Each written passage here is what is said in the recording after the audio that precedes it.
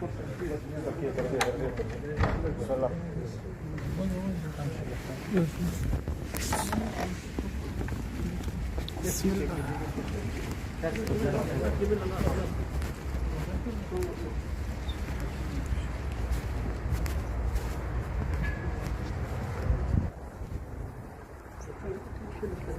он.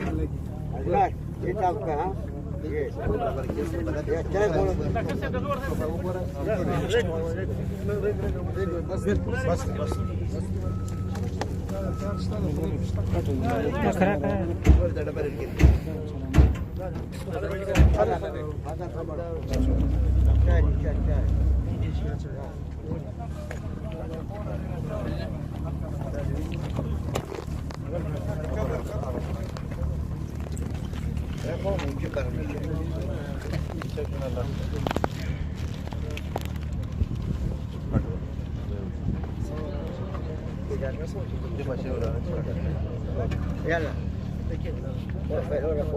عجيب رفضنا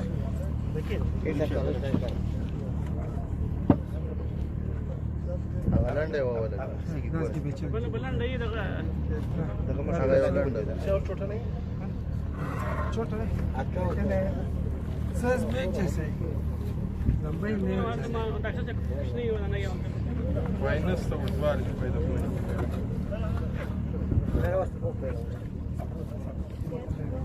بس ده لسه رسول اولا سليم جو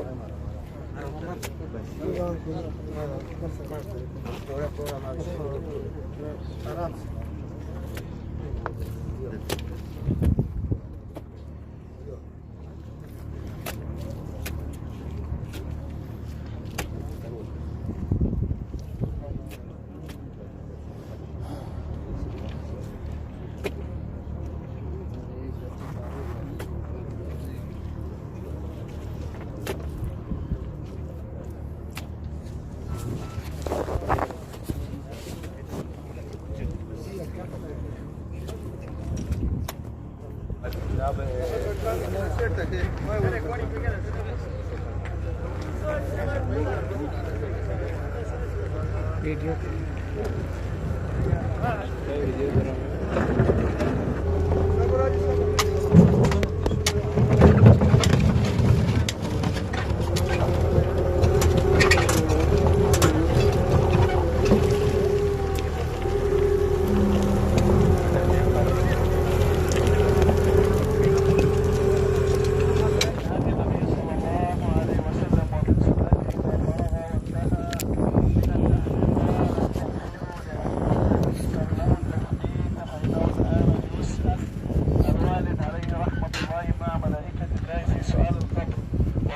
ما جاء إلا من أجل الدعاء والإخلاص في الدعاء له.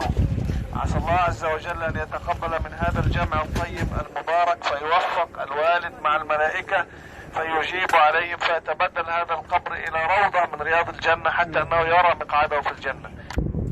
زما محترم وقدرمن وعزتمنو نبی کریم علیه الصلاة والسلام فرمایي چې کله سعد بن معاذ په قبر کې کېښودلی شو. سعد بن معاذ هغه صحابي و چې هغه په جنازه کې 80,000 فرشتې شریکې شوي وي. 80,000 فرشتې د په جنازه کې شریک شوي وي او د جنازه 80,000 فرشتو نقلوله. هغه شخص و.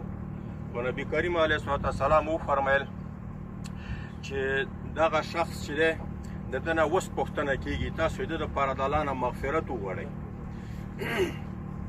او بل روایت کې راځي چې پیغمبر صلی الله علیه وسلم فرمایي چې دغه شخص نه اوس دا ضم ضمتن د دې اوس په قبر کې د قبر پرې راټول شو، یعنی قبر په ده باندې راجوخ شو. نبی علیه السلام فرمایي که څوک د قبر نه د عذاب نه خلاصېدلی نو هغه دغه شخص به خلاص شوی وی. نو د قبر عذاب نه دې الله تعالی د ده مغفرت نصیب کړي، الله تعالی یې خلاص کړي. دا قبر دې دپاره الله تعالی یوه حفره د جنت وګرځولی کېږي. زما محترمو قدرمنو، نبي کریم علیه الصلاة والسلام چې د ټولو انبیاو سردار او غالبا چې د دغه شخص معظم نیکه هم و، نو هغه هم د دغه وفات نه او د دغه انتقال د دار دنیا نه او دار آخرت نه دی خلاص شوی. د یوه حقه لار ده، موږ هم په دغې لار باندې روان یو. خو هغه کسان چې هغه په ایمان کې، په اسلام کې او بیا په هجرت کې او بیا په علم او په صلاح کې وفات شي، دا ظاهره نښې دي چې الله تعالی وبخلی وي.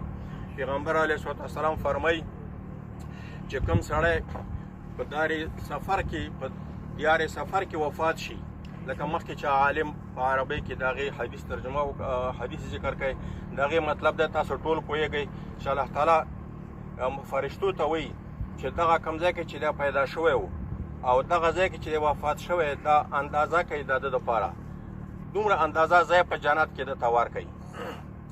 او بل روایت کې راځي چې پیغمبر علیه السلام فرمایي چې سړی په سفر کې وفات شي هغه شهید دی. او بل دغه د هجرت او دغه د جهاد، دا خو د هجرت هغه ولني خلق دي، هغه ولني علما دي، او د جهاد هغه ولني علما دي چې دا تیر شوي دي. او بیا دا یو هجرت نه دی، تقریبا دویم د که دریم هجرت دی چې دغه قطر د اخرنی دارالهجرت و. او په همدې کې الله تعالی د روح هم قبض کوي، الله تعالی یې د مغفرت نصیب کړي. او بچیان هم صالحان او عالمان دي الحمدلله. او دغه زوی چې یونس هغه دی، الله تعالی دې ورته مغفرت نصیب کړي. د دغې پلار چې دی که نه ډېر حق ادا کوي او ډېر خدمت یې وکړي، داسې تصور څوک نشي کولی. او پیغمبر علیه الصلاة والسلام فرمایلي دي چې کوم سړی د 80 کالونه تیر شي نو الله تعالی فرشتو ته وایي چې د ده ګناه نوره مه لیکئ، د ده ګناه نوره مه لیکئ، دا زما حبیث دی او محبوس دی په دنیا کې، د ده ګناه نوره مه لیکئ. نو دا هغه شخص دی چې د ده علم، هجرت، جهاد او دغسې صالح اولاد او دغه د هجرت په دیار کې وفات شو، ټول ورته د الله نه مغفرت وغواړئ، دعا وکړئ. اللهم صل وسلم على سيدنا محمد وعلى آل سيدنا محمد كما هو تحب وترضى. اللهم اغفره وارحمه ولا تعذبه والجنة جنة مثواه. اللهم اغفره وارحمه واجعل الجنة مثواه. اللهم اغفره وارحمه ولا تعذبه واجعل الجنة مثواه ولا تحرمنا أجره. يا حي يا قيوم برحمتك استغيث واعف عنا واغفر لنا وارحمنا أنت مولانا فانصرنا على القوم الكافرين. اللهم ربنا آتنا في الدنيا حسنة وفي الآخرة حسنة وقنا عذاب النار. یا الله موږ دستانه سوال کو د ستاره صفات او کمال په وسیله باندې، ستاره اسم اعظم په وسیله باندې، یا الله چې د مغفرت وکړه، د روح چې دی کنه فردوس اعلی جنت ته ورسوه، او دا قبر ورته د نور نه ډک کړه، او پسماندګانو ته اجر عظیم نصیب کړه. او د دغې مقبرې چې څومره مقبورین دي د اسلام، یا الله چې د ټولو مغفرتونو نصیب کړه، د ټولو قبرونه د نور نه ډک کړه، د ټول پسماندګانو ته اجرونه عوضونه ورکړه. یا الله موږ او دوی د صدیقینو، شهداو او صالحینو او د انبیاو په صف کې راپورته کړه په قیامت کې. یا الله موږ د ټول نه ته رضا شه، څوک چې دلته خدمت یې کړی، کار یې کړی، دلته هغه ته راغلي، تکلیف یې تېر کړی، د هغوی ټولو هر قدم په خپله د میزان کې واچوه، د ټول نه ته رضا شه، د ټولو ته مغفرت نصیب کړه، او پسماندګانو ته اجرونه عوضونه ورکړه، اولاد یې صالحان کړه، بچیان یې صالحان کړه، عالمان یې کړه. یا الله زموږ د ټول نه ته رضا شه. یا الله په افغانستان کې او په ټوله نړۍ کې بیا خاص کر په افغانستان کې ستا نه سوال کو سره صفات او کمال په وسیله، ستا د اسم اعظم په وسیله باندې الله اسلامي نظام راوستلی کړي، د شهداو او د کونډو یتیمانو حق قبوله کړي او سوال یې قبول کړي او د هغوی هغه پوره کړي، ارمانونه پوره کړي.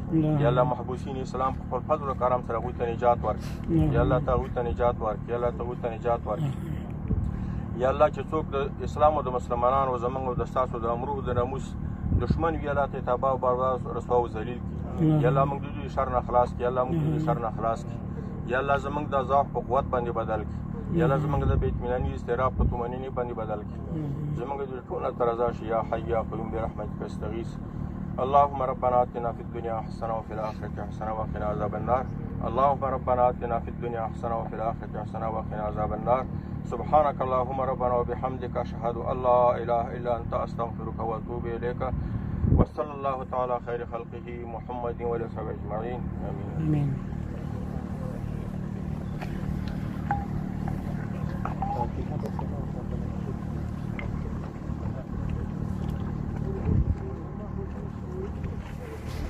دغه شباب حقیقت په لپسه کې د سهار سهار د 9 بجو څخه تر ماسخوتنه پورې سم